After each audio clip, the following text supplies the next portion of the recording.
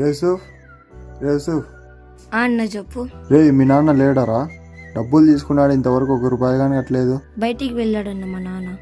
అసలు ఎందుకు తీసుకున్నాడన్న? అదేదో ఫీజు కట్టాలని తీసుకున్నారా, ఇంతవరకు ₹1 కట్టలే. సరే వచ్చినాక చెప్పురా, తప్పకుండా కట్టాలని. ఏం రావు మీరు ఇడుగుతున్నావు? నువ్వు ఎవరితోనో అప్పు తీసుకున్నావు అంట కదా, వాళ్ళు వచ్చినారు ఇంటికి. అవునా, ఇంటి దగ్గరకు వచ్చినారా? సరే రావు మీరు ఇంట్లోకి వెళ్దాం రా. అవునా, ఏం చెప్పినారా ఇంటి దగ్గరకు వచ్చి? డబ్బులు తీసుకొని ఇప్పటి వరకు ₹1 కట్టలేదని తిట్టినాను నాన్న. అవునా, కట్టేద్దాం లేరా. తోసేవి ఎక్కడ పోయినారా? పిలుచు, తోసేవిని పిలుచు. చెప్పు నాన్న. రేపు ఒక అంకుల్ వస్తారా, అంకుల్కి డబ్బులన్నీ ఇచ్చేసారా? సరే నాన్న. నాన్న ఇప్పటి నుంచి నేను గవర్నమెంట్ స్కూల్ పోతాను నాన్న. ఎందుకు రావు మీరు, ఇంకా 4 years ఉంటే అయిపోతుంది కదా స్కూల్. నేనైతే గవర్నమెంట్ స్కూల్ పోను, ప్రైవేట్ స్కూల్కే పోతా.